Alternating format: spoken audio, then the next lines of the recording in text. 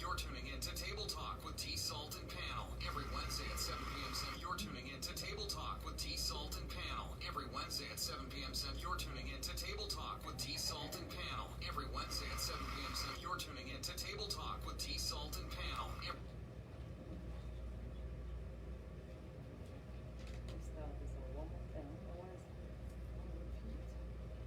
You're tuning in to Table Talk with T. Salt and Panel every Wednesday at 7 p.m. Central. You're tuning in to Table Talk with T. Salt and Panel.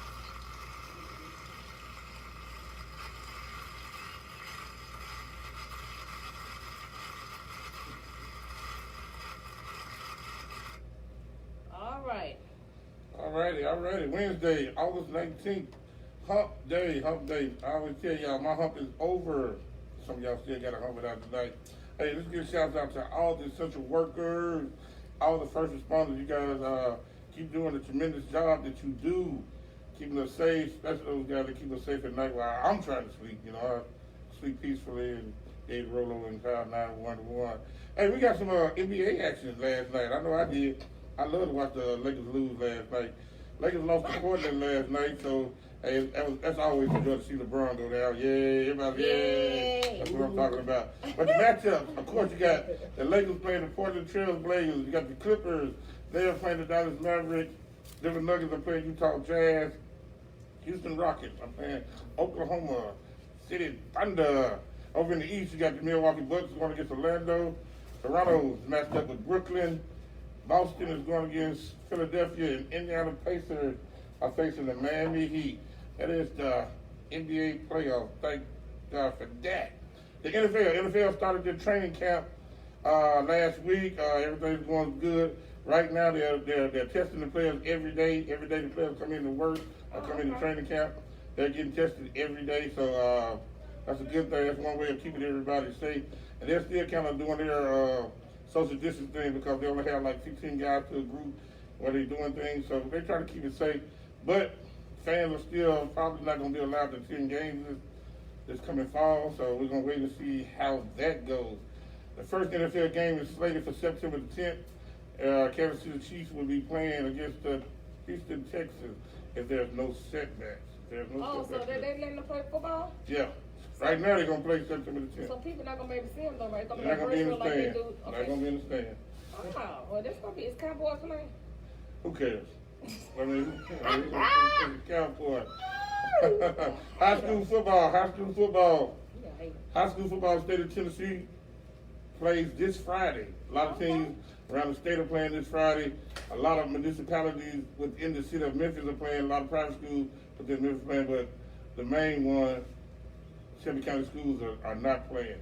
So Shelby County schools will not be playing this Friday as high school football kicks off. Like I say, Dr. Jarvis Ray, I do support your decision. I back on everything, all the decisions you've made so far up to this point. And we're just going to let you lead, brother. We're going to follow you. Because you know about keeping everybody safe, I guess. Tonight. We got a very good topic. We got some guests in the building that are very essential, I think. Very essential. I'm no politician, but I do get into politics. So I don't know if that makes sense or not. We got some members from the NAACP here. I don't know if everybody knows what NAACP means. I know what it means. I ain't put nobody on the spot. Right? Let's not put anybody on the spot. But NAACP stands for National Association for the Advancement of Colored People. That could be anybody, right? Martians or, I don't know. I mean, it's just color, you know. Color people mean black people. If you turn red. It's for black people. It's Everybody. African Americans. It's everybody. It means everybody. Oh, it's everybody? Everybody. Oh, okay, well, People of good. color, everybody. Well, good. Yeah. So we got some members from the NAACP in here tonight. First, I'm going to introduce Tiffany T. Salt, then I'm going to introduce our guest. So first, I'm going to turn it over to the lovely, the beautiful, I don't know if she's driving tonight. She's in here eating earlier. Tiffany T. Salt. That ain't none of their business. Hello, everybody. Thank y'all for tuning in. Thank y'all for tuning in with us each and every Wednesday. We want to give a shout out to all our birthdays, all our Leos. Happy birthday to y'all. We're not going to get into all the names. Did y'all hear about Tim Norman with Sweetie Pass? How he the one that killed his Nephew? Drake, his nephew. Cousin, nephew, Was what his I'm nephew, he the one killed him, and he was with a stripper here from Memphis. Her name is, what's her name? Tara Ellis. She was there in the house with the guy back in 2016 when he was killed, because I guess the dispatcher said she heard a female's voice in the background. So that is really sad. Then he took out a $450,000 policy, which he still haven't gotten because he couldn't provide the documents that they were requesting. So it's just awful how you just really, you hated that man, and he wasn't about 18 years old. But you know, he didn't like his mama, because you see how he treated his mama. His so mama, he treated her real bad. So let me see, Katrina Robinson, Sharon's right sister. I guess is she gonna be joining her sister? I don't know. I hadn't heard anything about yeah, that. they said she they indicted her. I guess it happened last year, but they indicted her on 24 counts of theft, embezzlement, and 24 counts of wire fraud. I was like, oh wow. Wow.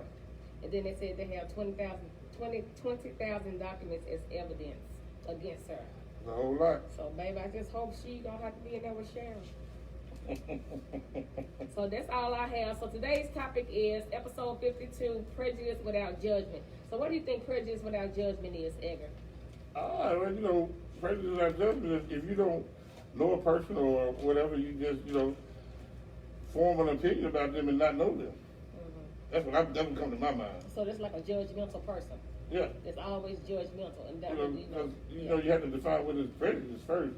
Right. So I define prejudice as your like or dislike for something. Okay. So I may dislike you because you know you drive a new car, Right. but I don't know how hard you work To get that car. to get that car. Right. I'm just assuming in my mind that you did, you know, whatever, you know. Right. Okay. So that would be the prejudice part of it. Okay.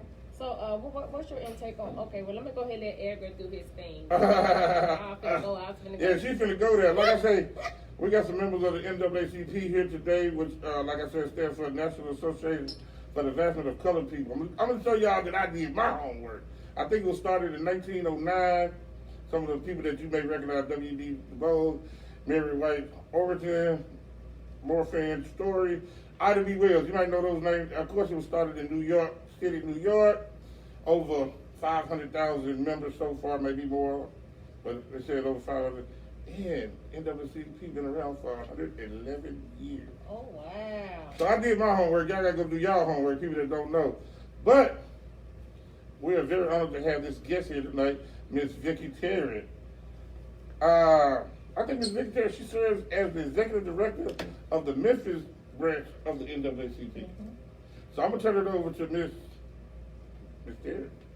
All right, Miss Terry. So, thank you for taking the time out today to come and sit on the panel with us. We know y'all be busy.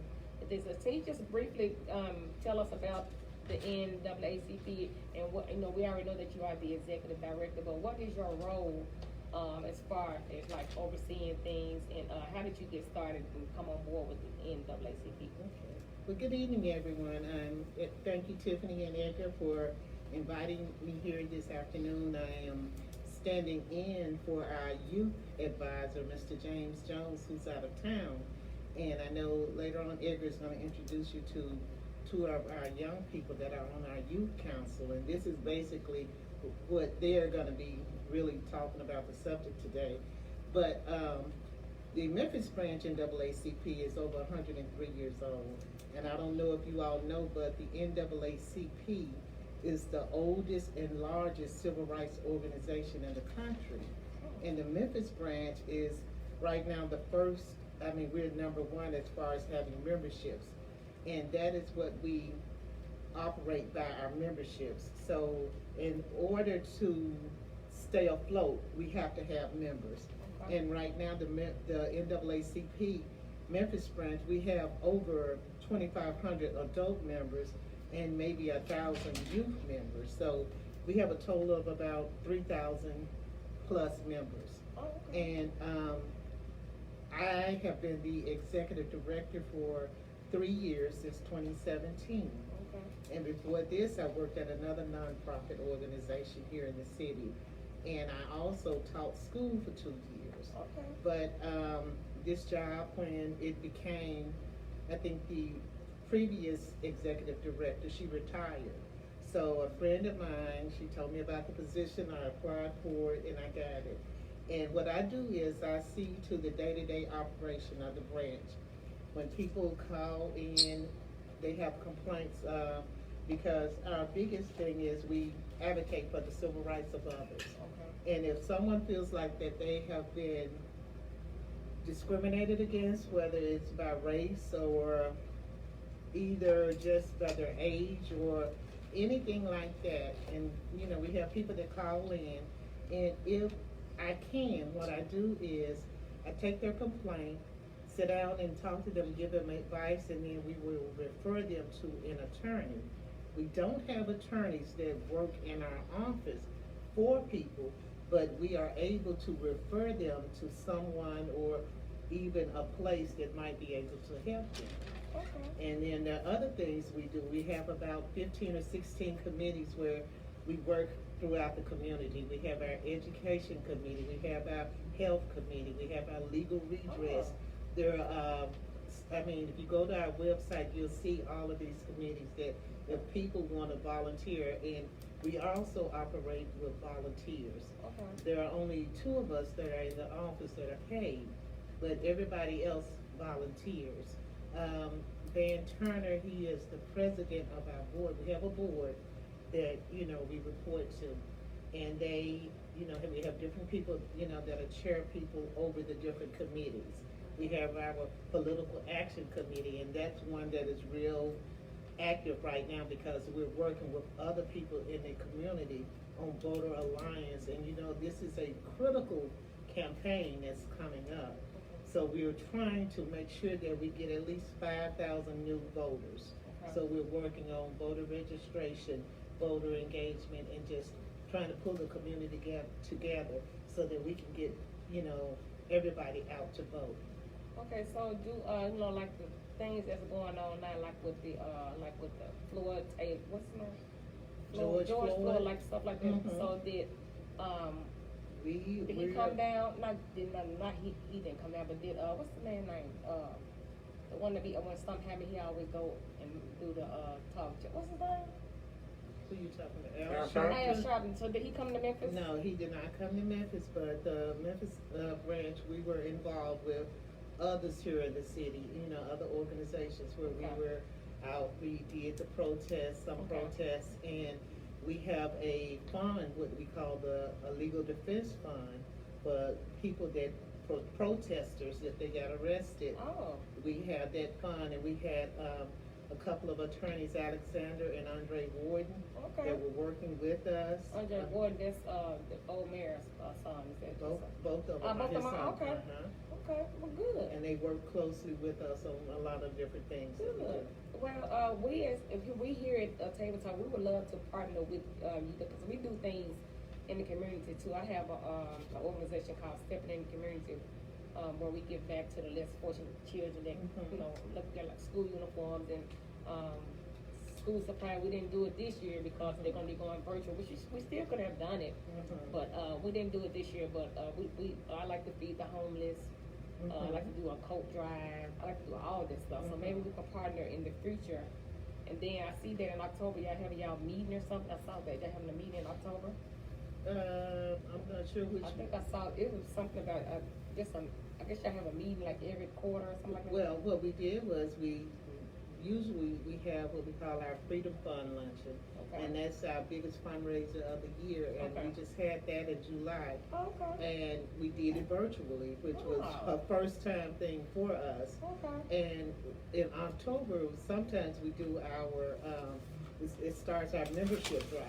And that might be what you're talking about, where we start our membership drive. I'm not exactly sure how we're gonna do it this year because of, everything is being done virtually, so I'm sure it's gonna be done virtually as well. Right. Now, we gave away $30,000 to other nonprofits, which we had, it was called Uplift the Community.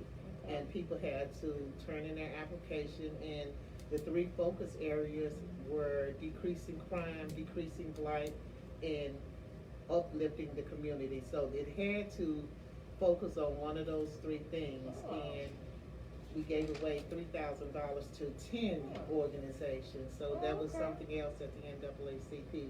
We partnered with Kroger and the New Tri-State Defender. Okay, well, that's good. Let's hear it. Yes. My question is, I know you said about becoming a member, and I think I did a little research. It's like 3 steps to becoming a member, like with different levels that you can take on. Well, really, it's only one step. It's only one step? Yeah, if you want to become an adult member Yeah, adult of, member. of the NAACP, there is $30 a Sure. year Oh, to okay. become a member. But you're probably talking about if you want to become a lifetime member, Mhm. and that's where you have the 3, the silver, the gold, and the diamond. Yeah, So yeah. that's probably what you're talking about. And it's like, it depends on which level you want to go to. Mhm. So if you become a silver life member, that's like $75 a year for 10 years. So they give Okay. you the opportunity to pay it, gradually. So you don't Oh. have to pay the whole thing right. Oh, And how do a person like such as myself, how do I become a member? All you have to do is you can call the branch, and that number is 901-521-1343, or you can go to our website, www.naacpmemphis.org, and you can also go on there and join. and it's gonna say join us. It says join us. Join us. Uh-huh. And a lot of people probably don't know where the office is located in Memphis. Okay, it's been there about 70-some years. I didn't even know that. 588 Vance Avenue. Mhm. That's right between Lauderdale and Cynthia Place. Oh, It's right okay. down the street from, I think it's what, Micah? Yeah, yeah, that's right. I didn't even know. I thought the NAACP was in New York. I didn't know Memphis had its own branch. I did not know that until I spoke with James Jones. I did not know that. Well, the NAACP, we have branches all over the country, and New York is not even like number one. Our national office is in Baltimore, Maryland. Oh, Yeah. wow. So that's where the national office is. I would never knew that. So Detroit and Memphis usually go head up on who's number one, who has the most members. I can see y'all fighting now. Someone said I'm a great supporter of what's her name? Easter, that was on our show. When Michael Easter. Yeah, we love her. Easter Thomas on Memphis City Council. She is the person who loves our community and she cares. Yes, we love her here on Table Talk. She was on our show when she was running against Larry Springfield. So yeah, we love her. We love her.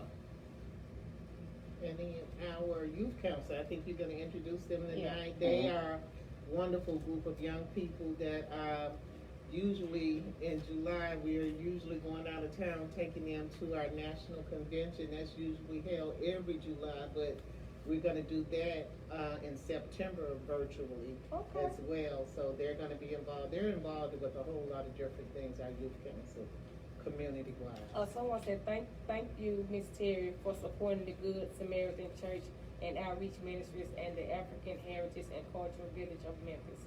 You're so welcome. Mr. Redwing He said was that. one of our recipients of our grant, Okay.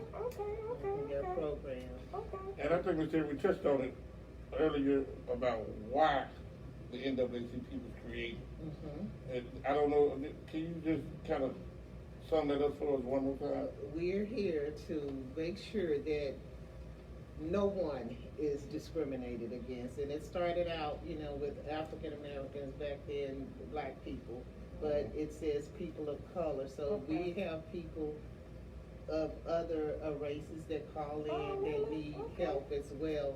And we can't turn anybody away. Okay. So that if you have a problem, if you feel like you're discriminated against, housing, employment, and we have a lot of people that call in from 201 Poplar. Oh. They send letters. I get letters just about every day from inmates when they Oh, said their wow. rights have been violated.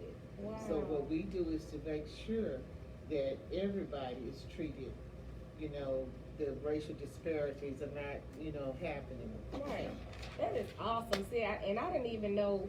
I thought the NAACP was just for African Americans. So you see, I didn't know that. And so you enlightened me. That's awesome. Yeah. Well, we thank you for coming. We need to get a picture with you, but I know you have to go. But we thank you so much for coming and sitting on the panel. I really appreciate y'all. I know this has been a struggle for us because we just got back here, maybe 2-3 weeks ago. So I was gonna do it last July or something, but I was telling him, I'll just wait till we go back to Mr. P's where it's a little safer.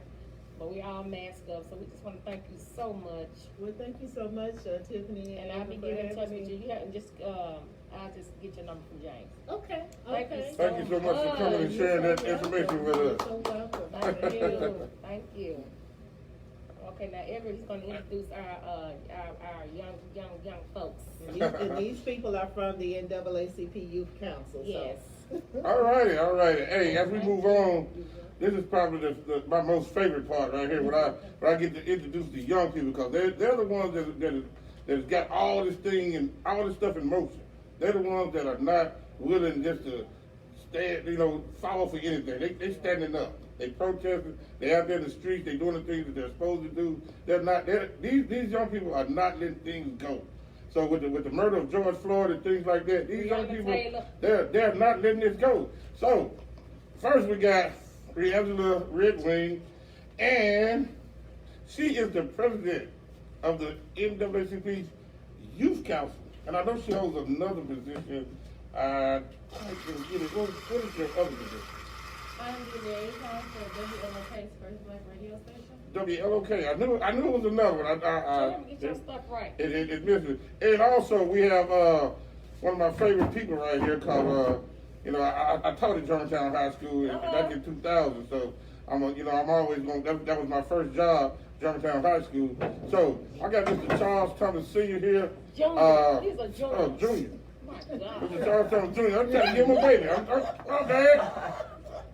My bad. And the thing about it is, he's about he does performing arts and poetry to create change amongst young people. I'm assuming, right? Yes, sir. Yes, So sir. that is a joy right there. Like I say, we say a whole lot about young people, and we have discussions about young people and what they do wrong, but we got 2 young people here that are doing right, and I'm pretty sure they're gonna inspire other young people to do right. And like I say, man, I take my hat off to you guys, because you guys are the motion behind everything. You guys are standing up. You guys are not backing down. You guys are strong-spirited, strong-minded. So I'm just gonna turn it over to Tiffany and you guys. Okay, hi, Raven and Mr. Charles. How y'all doing? Good. Charles is into poetry, so I told him I was gonna put him on the spot. So I told him, if Mr. P did it, try to get you a record deal, he said, sing a rap song, and you get to come on with it. So we're gonna let him do a little poetry at the end of the show. So, this is Raven. She's 15 and very pretty and talented and gifted. So, about all this stuff that's going on with the riots, and is it right? Can I say riots, and protesting? Let's start off with Breonna Taylor. She's 23, 24, 25, something like that. She was a young lady that got killed by the police. Was in Louisville. In Louisville, they shot 22 times, and they shot her 8 times, killing her. And then come to find out, she wasn't even the target. And so they end up killing this girl. So everybody wants justice. Oprah Winfrey has went all out and put 22 billboards up for her across the city. And today I signed a petition because the killers have not been charged yet. So I signed a petition today, and for them to get what they deserve for killing this young girl. So when you saw that, Taylor, by you being a female African American, how did that make you feel?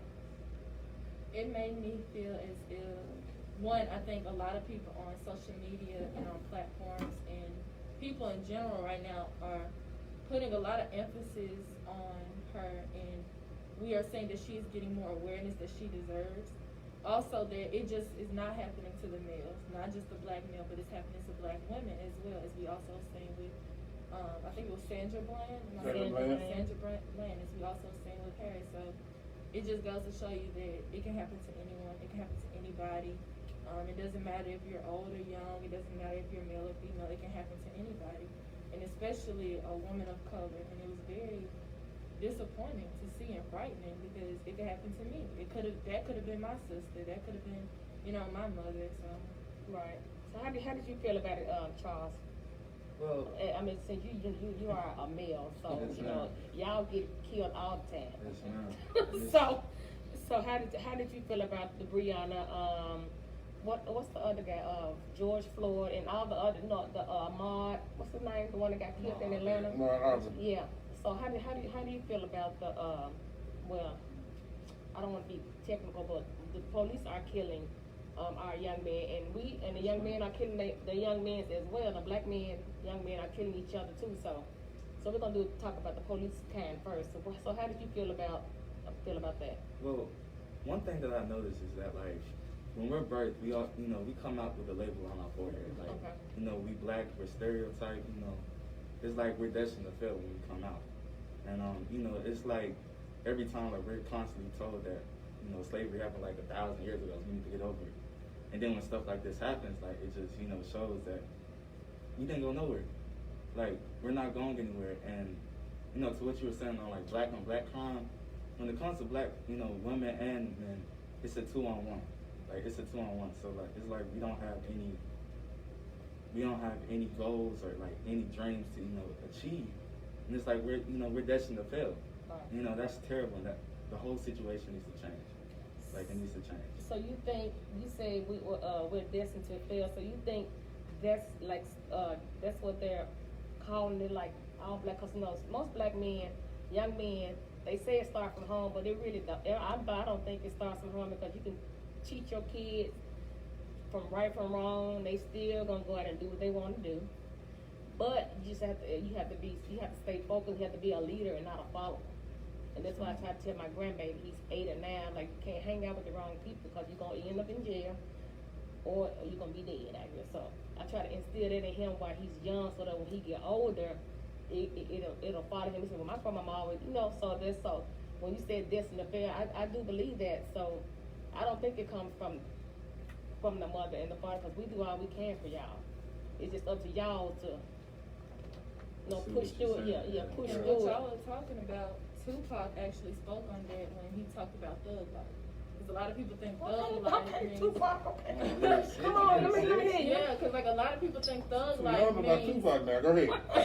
A lot of people think thug life means gangsters in it. Thug life means the hate you give little infants helps everybody. What he was saying about it is a racist white man, he's taught to be racist. He sees his family being it.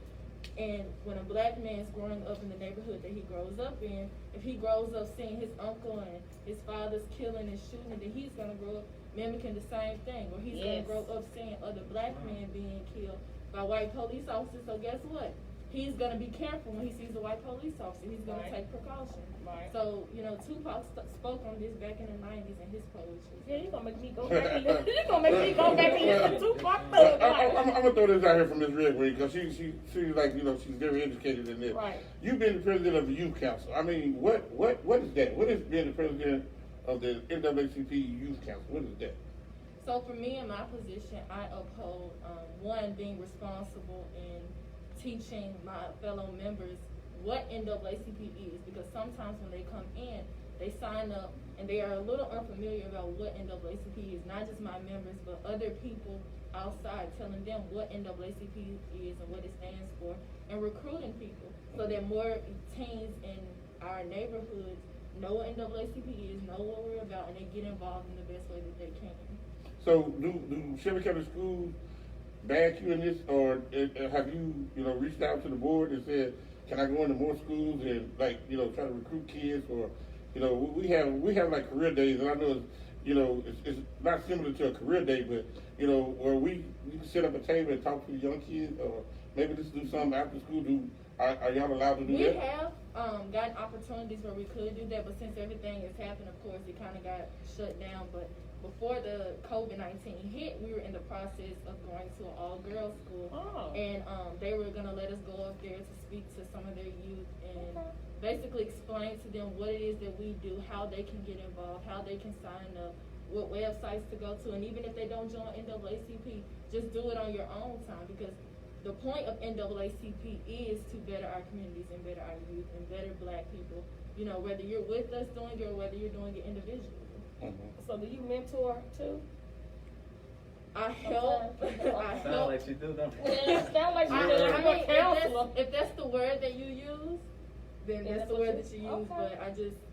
But I try to inspire other youth to do what it is that I'm doing. Okay, Charles. So what role do you hold for the NAACP? Well, right now I just got into the NAACP, but what How I long do, has it been? what I do, what I do around Memphis, I participate in performing arts and stuff, and actually how I got introduced to the NAACP is something called NAACP AXO, and what I did was I competed in the poetry division, and last year we went to Detroit for the nationals, and I fortunately won second place for it. Alright. And so like I know with me, like I try to use my platform as kind of to inspire people Okay. and everything, because with me, like when I was young, I wasn't really good at talking to people, but as I got older, I found a way to talk to people, and that's through poetry, and not just written poetry, but spoken word poetry. And I also act, so I try to kind of open people's eyes through that perspective, and yeah, that's what I do. That's good. I'm So proud of Charles, y'all. so Proud of y'all. I Charles, mean, listen, Charles, to me, your brother, I'm a brother. Yes, sir. I'm a down-hill brother, but I also like to educate brothers too. Yes, sir. So have you got any backlash, any criticism from your peers? Because you appear to be Charles, which is perfect. That's fine. You're a fine guy like that. But when you're at school, is that geeky Charles, or is that that guy right there that speaks the spoken word? How? I mean, because you have to balance that. Because a lot of people don't know that I teach school. Because he crazy, he's silly, but so I have to have two sides. So do you have two sides? Yes, sir. Yes, sir. Yes, sir. And when it comes to poetry, and you'll see, like, once I get into it, when this is over with. Yeah. But when it comes to poetry, people, they hear it and they be like, "Oh man, that was a great performance. Good job, man. Good job, man." But they'll never understand what I actually said. Right, Yeah. right. And that's like really misleaded. And and sometimes it's kind of used as a party trick. Like they want me to do it for just to see the performance. Oh, like, man, he's getting loud and crazy, man. Yeah. I'm finna hype on. You know what I'm saying? Yeah. I'm like it's not for that. Like I'm trying to teach you. But like, like rap is rhythm and poetry. Yeah, That's what rap stands for. Yeah, but now Exactly. when they Rhythm and saying poetry. B's and H's. Now when they saying the B's and H's. But I'm just saying that's original rap back in my era. Right, That like means that Tupac. means what it Like actually Tupac. means something. Yeah. Tupac, he was a cursor, but Tupac also came down to the level that the people in his area could Exactly. understand. Because Exactly. I can listen to all this Tupac. I am a Tupac and Biggie fan. Oh Lord! Oh Lord! Tupac, he came down to the level in which his people that he was talking to could understand. Because if he came to them talking like a professional doctor or intellectual, institute, yeah. they would have made fun of him or they wouldn't have listened to him because Yeah. in their eyes he was stuck up. Right, But right. if he came to them speaking in the way that he did, they understood. Yeah, and that's kind of like what I do. Like through my poetry, I speak from a teenage perspective. Good. Because a lot of people, when they do poetry, they'll talk about like what happened 1,000 years ago. And I'm talking about what's happening like right now. What I Ooh, go I through can't every wait to single hear. day. I can't wait. So I'm sure you have two sides too. 'Cause I know you pretty and you got long pretty hair. So I know I have they two stay sides. waiting on you. But people see both sides. I'm never gonna hide, me being intelligent and me speaking about my black people. I'm never gonna hide that. Yes, ma'am. So if you know me, you know that you're gonna see both sides of me. All right, then. So how do y'all handle peer pressure? Peer pressure amongst these young kids. It's something else. So how do y'all handle the peer pressure? Well, I know for me, and this is crazy. I know I keep on reverting back to poetry. You okay? But that's like my basis or whatever. Mhm. And the first poem I made was called Bad Word, and it basically just kind of like exhibits my experience with the word nigga. That's how when I was brought up to that word, because I never knew what it meant. I would hear it, be like, I don't know what that is, man. Right. But then like once people started saying it, and they'll be like, hey, CJ, you can say it, man. You black, you can say it. And how that peer pressure got to me was like I didn't know if I was being an ambassador to my race or being stupid. You know what I'm saying? Right. So like that kind of like brought on to me. So what I did to kind of like throw that peer pressure away was to make a poem about it, Okay. and that kind of helped me through it. So I that's wanna how I hear did that, it. That's the one we want to hear. So how you deal with peer pressure? All right. When you are true to what you believe in and true to yourself, I think that peer pressure in its own way just kind of fades by you. When I was hanging around a lot of people, first of all, I surround myself with people that are on the same stuff that I'm on. Positive. So I'm around this positive energy. When we see negative energy, it doesn't faze us, nor can it come between what it is that I have going on. Because I'm true to myself. I know what it is that I want. I know what it is that I need. So peer pressure, in a way, doesn't affect me as it did back when I was much younger. I would say. Well, I don't get my thing like this right here, smart kids. because y'all living in it now. I'm old school, and you know what I mean. Y'all living in it now. Y'all got social media. Y'all got Instagram, Snapchat, Facebook. Y'all got television. We got 9,000 stations. Yeah, we didn't have you know, that. I didn't have that growing up. Yeah, we didn't And have my that. question to both of you guys is, how y'all dealing with the things that are in the now? Because like what I'm going to go in and say, like we didn't. The worst thing I think growing up for me was the KKK, which is Ku Klux Klan. Mm-hmm. But that's something we heard it from word of mouth. We didn't get the visual of it. Right. So you guys are getting the visual of all this stuff. And like I say, especially you, Charles, you're a young brother, man. Popos roll up on you, man. You know, my hands up, you know, but that ain't good enough. Get on the ground. They want to demean you. Get on the ground, get on. My hands up, why I got to get on the ground? That's demeaning me. Yeah. So how you guys, you know, when y'all see this stuff, what goes through your mind when you see this? I think that, and I'm gonna speak for, as me, my dad always telling me the same thing that you basically just said.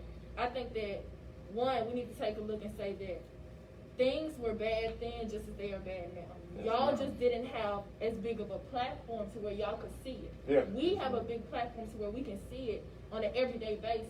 Y'all didn't have that platform, so y'all were kind of sheltered to the fact that most of this stuff was still going on during that time. Right. I think that now social media, we can see it a lot better, so we are not sheltered to it. So I think that we have become almost numb to it. Right. And that's not a good thing, because now we see somebody being murdered and it's like, oh, that happened yesterday. Right. Yeah, that's another person, you know what I'm saying? 3 people died today, okay. You know, that's the norm. Yeah, That's normal. you So I think that our minds have become normalized to it. I think that we are becoming used to the fact that there are murderers, used to the fact that there are racists, used to the fact that black people are being killed every day, used to the fact that there are people in jail for sentences that they don't deserve. Yes. Right? Yes. So I think that, social media has definitely normalized us. Right. And we are getting used to it. We're numb to it. But like I said earlier, though, Charles, I know you're gonna go. But like I said earlier, I commend you guys. And when I say you guys, just like you two studios, I'm talking about the young people that are out there protesting, walking, marching, saying that, hey, we're having the George Floyd, we're having the Aubrey Miller. That's not right. We're having the Sandra Bland, we're having the Breonna Miller. That's not right. We're gonna because when I was your age, I wouldn't dare form a group and let's go out here and protest. Right. That wasn't that wasn't my era.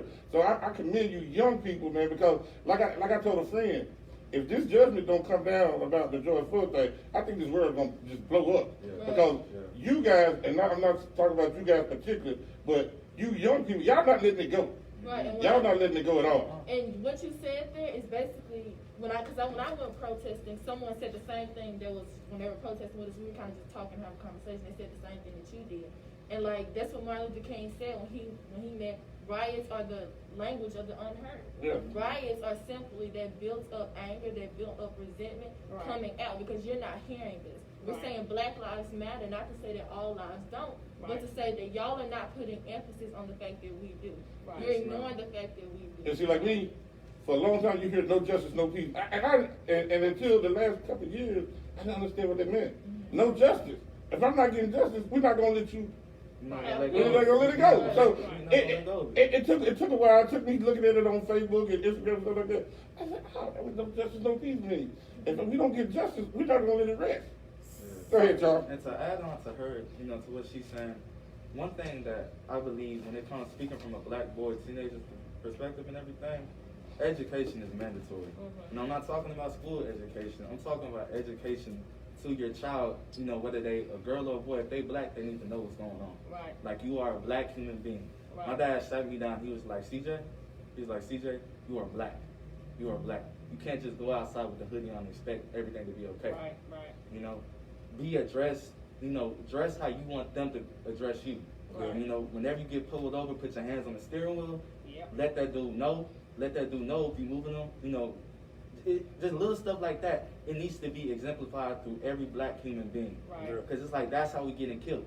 Right. We don't know. We don't know no better. Because you wasn't taught. Exactly. People don't know no better. People I don't know agree no with better. that. That's why they're getting killed. So And that's So let me ask you this question. So, out of all these black killings going on, why do you think they made even though they did, protest or whatever for all the Sandra Bland, but what made George Floyd stand out for everyone? Because I mean, when he died, it's like stuff was getting done. Like it didn't get done when Sandra Bland got killed or Amari and nothing like that. But when George Floyd got killed, it's like, I mean, everybody protesting like all over the world. So why y'all think his killing held the most power?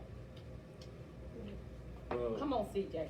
Number one, I want to say that officer was on his neck for 8 minutes and 46 seconds. Okay. And every second was on video. Okay. Every second was on video. And those stuff like that has happened in the past or whatever. And when it like starting from Trayvon Martin. Yeah, Trayvon Martin. The whole social media, it blew up about that.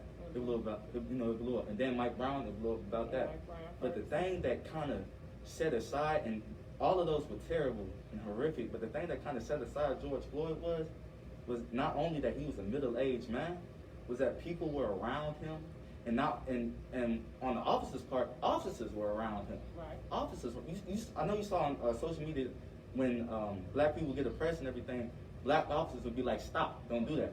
It kind of woke up officers' eyes and everything, because it was just terrible just to see that man kneeling on his neck, and it's what it does to people like me. It kind of opens our eyes more than what they already were, and it tells us, okay, not only can this happen to me, but it can happen to my dad too. It can happen to my uncle too. Yeah. It can happen to my granddad too. It can happen to me sitting right here. Yeah. And that's what I took from it. And Ms. Redwing, I'm gonna let you go, but I think what it did was, because you guys now are growing up, like I said, I'm a lot older than y'all because I can be out there. So, I think racism and prejudice is taught. But you guys are coming up in kind of a blended situation, a blended millennium. And what the people are doing now is, when the other races start speaking up, now that's powerful. Now we've always been chatting, Yeah. but we got other races like, oh, wait a minute now. Miss Redwing, that's my friend. Charles, my partner. Wait a minute, what you doing to him? Right. So that's the powerful thing that and some people may disagree with me, but I think we're blending together and we're standing together, because when I looked at the news, the other races was out there protesting and throwing rocks and everything else. They say So something, you think you think that's what made the difference when all the other races joined in? I think so. And also the fact that he was very well known in that city also popped into their minds, wow, this can really happen to anybody, because it was someone, because I know I heard a lot of people talking about it on social media, how he was very well known. Oh, So a okay. lot of people that protested for him knew him personally, so they felt it to heart. They felt it, to them, and the fact that it took, like what he was saying, I'm piggybacking on what he said before he said what we just said. Just the fact that we have to teach our kids all of this. Yeah. We shouldn't even have to have those conversations. We shouldn't have to tell our kids, you cannot trust the person that is here to protect and serve. Yeah. That's what police are there for, to protect and serve. But you can't trust them. Right. Someone else that is not your color can trust them, but you can't trust them. Right. And for us to have that talk with our children, for us to have to talk with our little siblings, for us to even get that talk from our parents is heartbreaking. Yeah. All right, y'all are so smart. So, okay, you're 17, so you graduate this year, right? Yes, ma'am. So you can't go to school?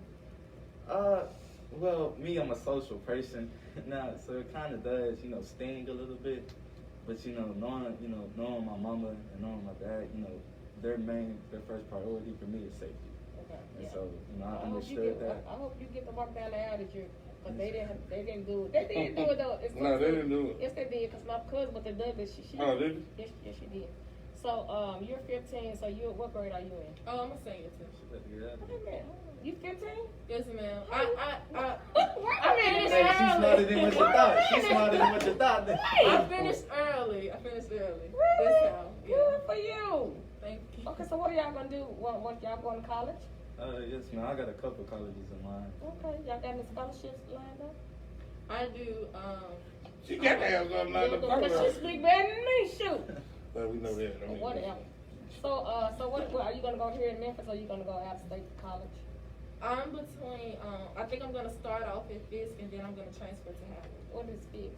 Fisk Nashville. University is the HBCU in Nashville. Oh, and then you gonna go to, what did you say you gonna go to Howard? Yes, ma'am. You'll be Okay, a then, doctor. baby. You'll be a doctor. That's, see, I Yeah, know you very, want to be a very, doctor. I'm really proud of you. See, I like to have talks with young people, see where y'all mind is. Yeah. And Yeah. y'all done taught me some things, especially thug life right here. So Tupac. we're gonna let CJ come on with this poetry before we get on up out of here. Gotcha. Well, this is a poem called AABT. It stands for Average American Black Teen. So Okay. just bear with me. This is a message from the AABT, the Average American Black Teen. The target of hate due to society, the helpless victim of depression and anxiety. This is our story. Our confession. Our long overdue, constantly misused, this is our message.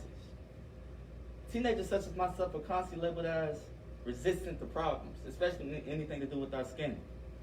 Well, it's funny that we have the same skin of the black men that got 12 shots within fired off by our so-called heroes in blue. Now if it happened to them, what makes you think it won't happen to me too?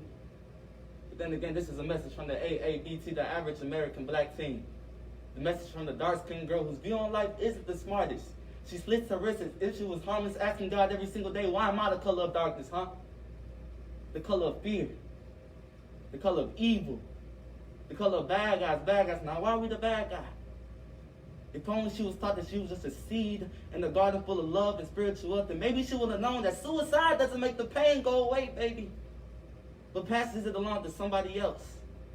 If only she was taught that she was just a sentence in the book of black excellence. That's all I got for y'all today. All Oh, that right. was really good. Yeah. Okay, so before we get up out of here, just one advice you can give a young black man. I would say stay educated, man. That's your biggest weapon, man. Whatever it is, just stay educated, man. It's gonna get you through a lot. Stay educated. Young girls. Love yourself, be true to yourself, know yourself, become greater spiritually, emotionally, physically, and invest in yourself, education-wise, career-wise, love-wise, mental health-wise, and be familiar on your black history. You better go on, girl. Yeah. Thank She y'all. been here before. She She been has. here She 2 got lives. that- This is her second life right here. Yeah, she got that old soul. Yeah. But it's okay. Thank y'all so much. Make sure y'all go and follow us on Instagram. I'm gonna put it up here, and then make sure y'all follow us on Facebook. And we have a YouTube channel. I'm gonna put that up later. That way y'all can come back to it, and just click on it and subscribe to us. I want to thank y'all so much for coming on. We really enjoyed y'all so much. It was a great topic. How It was was, it? it Was it was, good? it Was it was. educational? Save this on Facebook, Oh, it's gonna be. Yeah, you can always go back and repost it. Yeah. So I want to thank y'all so much for coming. I'm gonna take a picture, y'all, but we're about to get up out of here. We thank y'all for tuning in. I want to give a shout out to all my sponsors. Thank y'all so much for sponsoring us. Shout out to Mr. Pease, Alex, and April. We love y'all so much. Thank y'all for letting us have our talk show here. It's been a year. We're gonna have some more years coming in. So we thank y'all. Appreciate y'all. Until next week, we'll holler at y'all.